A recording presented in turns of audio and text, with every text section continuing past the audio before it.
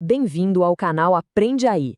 Hoje a gente vai mergulhar numa perspectiva poderosa e, olha, muito crítica sobre a inteligência artificial. E ela vem de ninguém menos que um dos maiores neurocientistas do mundo, o brasileiro Miguel Nicoleles. E o alerta que ele faz é bem sério. Então, para começar, vamos direto ao ponto central dele, que é uma bomba. O Nicoles não mede palavras. Ele simplesmente chama todo esse movimento da IA de o maior delírio coletivo que a humanidade já viu. É uma afirmação pesadíssima, né? E a gente vai entender direitinho o porquê. Para a gente conseguir entender essa crítica tão forte, esse aqui vai ser o nosso roteiro, tá? Primeiro, vamos ver o que ele quer dizer com delírio coletivo. Depois, vamos decodificar o conceito que ele criou, o Nina. Aí a gente vai seguir o dinheiro por trás dessa bolha financeira, descobrir qual é o custo humano escondido nisso tudo e, por fim, conhecer a visão alternativa que ele propõe para a tecnologia. Então, vamos lá. Começando pelo primeiro ponto. É fundamental a gente entender que a crítica do Nicoleles não é uma opinião qualquer, sabe? Ela vem de, décadas de pesquisa sobre o cérebro humano, que é, de longe, a estrutura mais complexa que a gente conhece. A base de todo o argumento dele está nessa ideia de delírio coletivo. Ele basicamente diz que a gente foi convencido por uma propaganda ou uma história que, simplesmente não para em pé quando a gente vai checar a biologia do cérebro, a tecnologia de verdade ou os números da economia. Beleza. Agora a gente vai para o coração do argumento conceitual dele. O Nicoleles ataca a própria expressão, inteligência artificial. Ele diz que ela é, na sua essência, enganosa. E para explicar isso, ele criou esse acrônimo, NINA. É um jeito bem simples de lembrar os dois pontos principais dele. A tal da IA, segundo ele, não é nenhuma coisa nem outra. E olha só que interessante essa comparação, principalmente na parte do nem inteligente. A nossa inteligência biológica é uma coisa que vem da matéria viva, sabe? Surgiu ao longo de bilhões de anos. Ela entende o significado, o contexto das coisas. Agora a IA é um sistema puramente estatístico. É o tal do papagaio estocástico que o pessoal fala. Ele basicamente prevê qual é a próxima palavra mais provável numa frase, mas sem entender absolutamente nada do que está dizendo. É pura sintaxe, zero semântica. E por que nem artificial? Porque ela depende 100% da gente. Pensa só, desde os milhões de trabalhadores, muitas vezes em condições bem precárias que ficam lá rotulando dados para treinar os modelos, até cada um de nós quando a gente corrige uma resposta errada do ChatGPT. Segundo Nicoles, nessa hora a gente não está só usando uma ferramenta.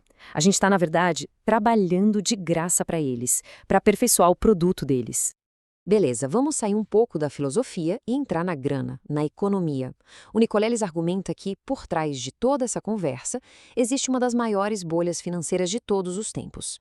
E esse gráfico aqui mostra o tamanho do problema. Olha só, os números são absurdos. Mais de 1,5 trilhão de dólares já foram investidos no setor em todo o mundo. Mas a receita total, o que entrou de dinheiro mesmo no ano passado, apenas 20 bilhões. A diferença é gritante. E só para a gente ter uma ideia do que isso significa, Nicoleles afirma que se a gente olhar a proporção entre o dinheiro investido e o retorno real, essa bolha já é maior que a crise de 2008 e a bolha da internet de 2000. Ele acredita que quando isso estourar, o estrago vai ser gigantesco. Ele usa uma expressão bem forte para descrever os data centers, parasitas digitais. A lógica, segundo ele, é meio assustadora. Pensa bem.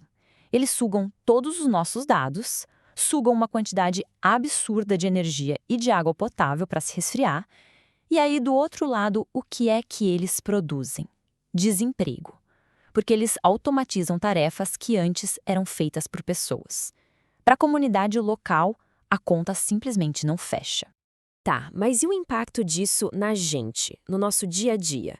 Porque além da economia, existe um custo neurológico e social que, segundo Nicoles, a gente está simplesmente fingindo que não existe. E olha só esse dado concreto, de um estudo do MIT que o Nicoles sempre menciona. Eles mediram a atividade do cérebro de alunos escrevendo uma redação. O grupo que usou o ChatGPT teve 54% menos interação entre as áreas do córtex. Ou seja, trocando em miúdos, o cérebro trabalhou muito, mas muito menos. Então, a questão que fica é essa. Será que ao delegar tarefas que antes desafiavam a nossa mente, a gente está na prática enfraquecendo o nosso próprio cérebro? É uma pergunta que fica no ar, né? Mas calma, tem uma boa notícia. O Nicoleles também mostra o que a gente pode fazer para combater isso. O nosso cérebro foi moldado pelo movimento. Atividades como escrever à mão, que é uma tarefa super complexa para o cérebro, e até ler um bom livro de ficção, sabe? Ativam o nosso cérebro de uma forma completa e combatem essa atrofia que vem da falta de uso. E o perigo não é só para o nosso cérebro, não. Quando esses sistemas estatísticos são usados em áreas críticas da vida real, os erros, que são inevitáveis, podem ter consequências fatais. E a gente não está falando de hipótese, não. São casos reais que o Nicolelli cita. Um sistema de hospital que não conseguiu prever sepse e pessoas morreram. Algoritmos de justiça que recomendaram fianças com claro viés racial baseado nos dados que usaram para treinar. Sistemas de crédito que negaram empréstimos para minorias. O estrago é real e já está acontecendo agora.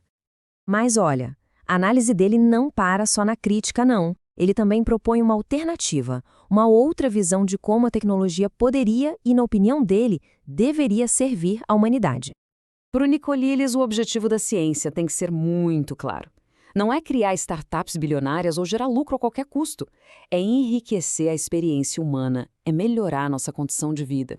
E essa comparação aqui resume tudo de forma perfeita. De um lado, a gente tem essa ideologia da IA que domina hoje, que é focada em substituir o ser humano para cortar custos, basicamente nos tornando obsoletos. Do outro lado, tem a visão do Nicolellis, que a gente vê no trabalho dele com exoesqueletos. Usar tecnologia para restaurar, para aumentar a capacidade humana, para devolver autonomia para quem perdeu. E no fim, tudo se resume a essa escolha fundamental. A tecnologia é uma ferramenta. A pergunta que o Nicolellis deixa pra gente é: como a gente vai usar essa ferramenta? É para nos diminuir ou para nos expandir? A escolha, ele faz questão de lembrar, ainda está nas nossas mãos. Se inscreve no Aprende Aí antes que o algoritmo esqueça de você e venha aprender ainda mais com a gente.